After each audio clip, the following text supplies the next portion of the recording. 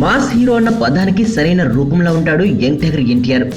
Mass సినిమాలకు class elements ని styles mix చేయడంలో దర్శకుడు కొరటాల శివ దిట్ట.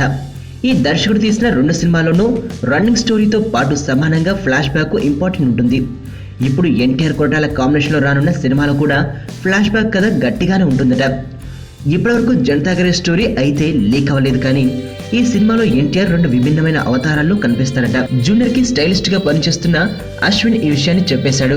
ఇది సిటీ క్యారెక్టర్ కావడంతో ఎక్కువ స్టైలింగ్ అవసరం లేదు, కానీ తన క్యారెక్టర్ ని కాస్ట్యూమ్ తోనే చెప్పాల్సి ఉంటుంది. అదే సమయంలో స్టైలిష్ గా ఉండాలి.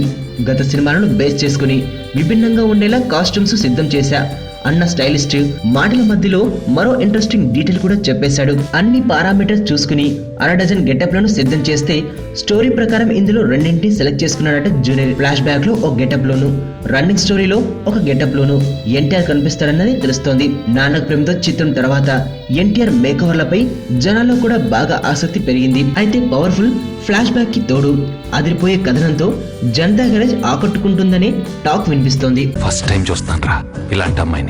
మనసుకు మనసు, జాలికి జాలి. ఏజ్కి ఏజ్.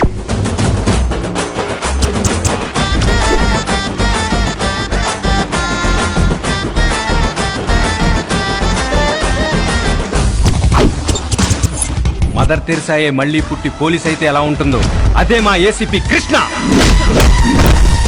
అయ్యో